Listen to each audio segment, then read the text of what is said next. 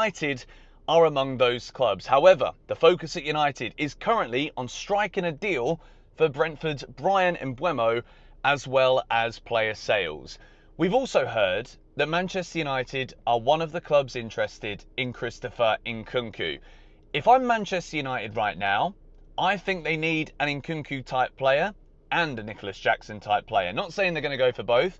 They might not even go for any of them. If you look at Man United and the business that they're doing and what they've done so far, it's not like they've been moving quickly. It's not like they've been moving mad. Nicholas Jackson, all right, let's talk about him a little bit here, because he right now is Chelsea's third choice striker. And that is not just my opinion. That is what we have seen from Enzo Maresca's selections in the latter stages of this Club World Cup. João Pedro in that semi-final was sensational and therefore earned his place in the starting 11 for the final. Liam Delap would have probably been that starting number 9 in the semi if he hadn't got a yellow, and then Delap was the first choice off the bench and it wasn't Nicholas Jackson.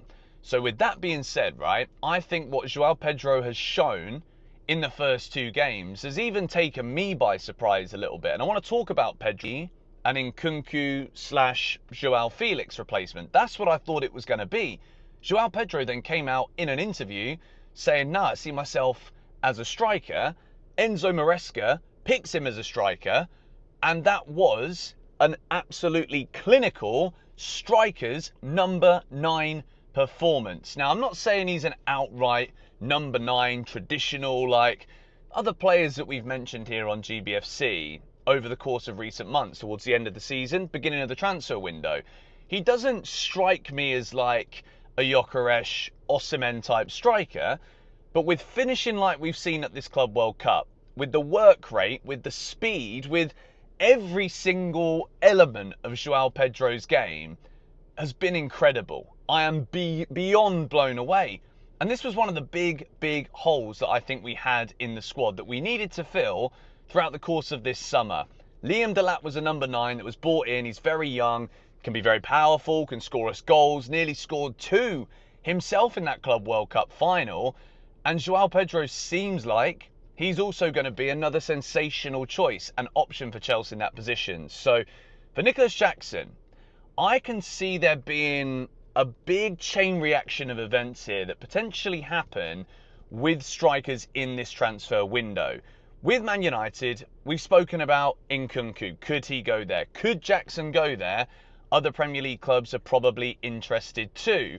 But when I say that there could be chain reactions, ripple effects from certain strikers moving, we've got to address the news here regarding Liverpool, Isak, Newcastle, Ekitike. Because if Newcastle are after a player like Hugo Ekitike, I don't think it would be too long before Nicholas Jackson jumps in this conversation as well. So let's hear it all out here. Liverpool have made club-to-club approach with Newcastle to discuss record bid for Alexander Isak. If Isak won't be available, Liverpool can enter Ekitike race. Now, we know from months ago now that Newcastle's asking price for Alexander Isak is £120 million. He's one of the best strikers in the Premier League, one of the best strikers in the world. This is going to be ridiculous. If Liverpool pull this off, first of all, what an incredible window. Obviously, we'll ask questions about how are they affording it and all of that stuff, but all in all, fantastic window. They're asking for €100 million for Luis Diaz as well, and maybe Bayern Munich go for that. The next piece of news, Ekitike case remains open as Newcastle sent official bid close to €80 million on Monday. Eintracht want more. Liverpool can enter the race only if Chelsea close the doors, if Newcastle close the doors, to Alexander Isak exit. Newcastle are still there pushing for Ekitike, but a lot depends on Isak.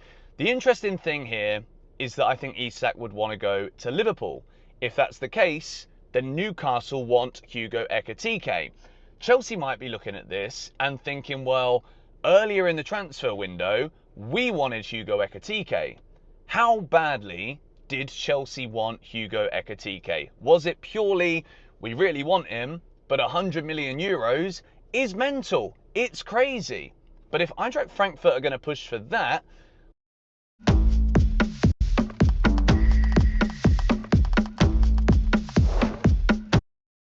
what does that mean to Chelsea and the valuation for Nicholas Jackson?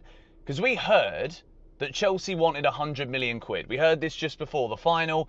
Chelsea want 100 million for Nicholas Jackson. Now, if Ekitike is worth 100 million euros, then I don't see any reason why Chelsea shouldn't ask for 100 million for Nicholas Jackson. Reality is, we're not getting anywhere close to that. If you saw the interview I did with TalkSport with Troy Deeney, Kweku and Alex Goldberg, we spoke a lot about Nicholas Jackson and that valuation from Chelsea in that video that we shot the day before the World Cup final. But what I think could end up happening here, I don't see Liverpool actually getting Isak. And that might change. It might even change by the time you watch this video. So in that case, is there going to be some kind of bidding war for Hugo Ekitike? And if Newcastle don't get Ekitike, I can see them going for Nicholas Jackson. If they go for Nicholas Jackson, then the big question remains, what do Chelsea do then?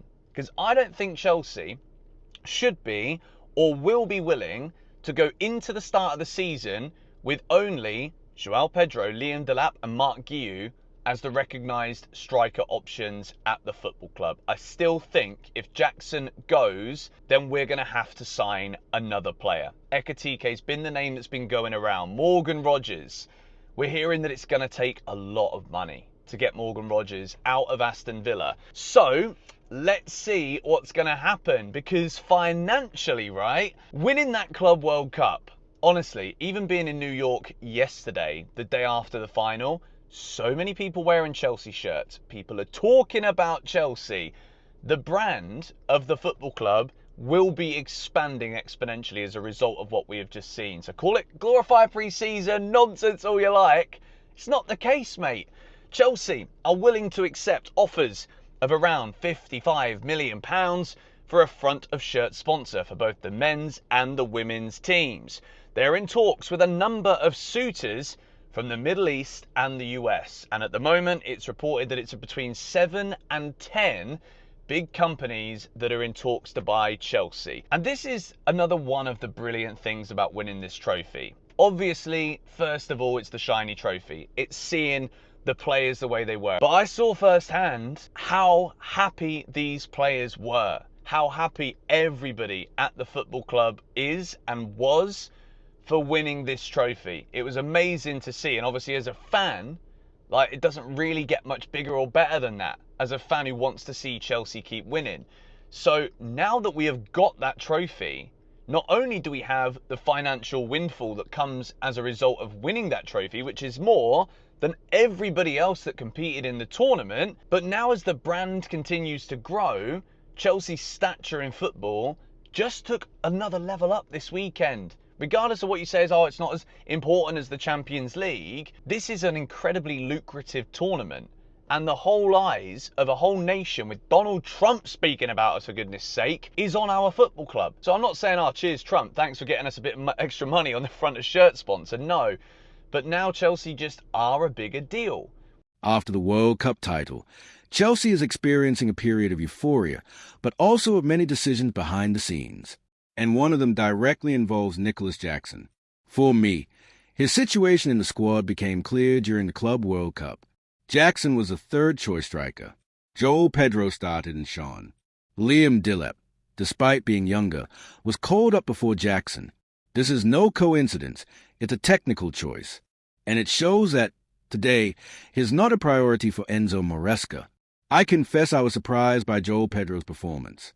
When he arrived, I thought he'd be used more as an attacking midfielder, perhaps a backup for more creative roles. But no, he himself said he sees himself as a centre-forward, and is proving it on the pitch. Fast, intense, and deadly. He's seizing the opportunity with all his might. With this new attacking setup, I think it's natural that Chelsea would consider selling Jackson, especially now that other clubs, like Manchester United, are eyeing him, even if there's still more focus on Bryan Mbeumo. And that's not all. The market is about to trigger a domino effect. If Liverpool signs Alexander Isak, Newcastle should go all in on Hugo Ekitike, who, it's worth remembering, was once a Chelsea target, and with a value hovering around €100 million. It seems fair to me that Chelsea would also try to value Jackson at that level. Whether an offer close to that will arrive is another matter. But at the pace things are going, I wouldn't be surprised if Jackson ends up leaving this window. My feeling is that the club is reorganizing, and Jackson may no longer have the space he once had. And, in this scenario, selling for a good price may be the best option for all parties involved.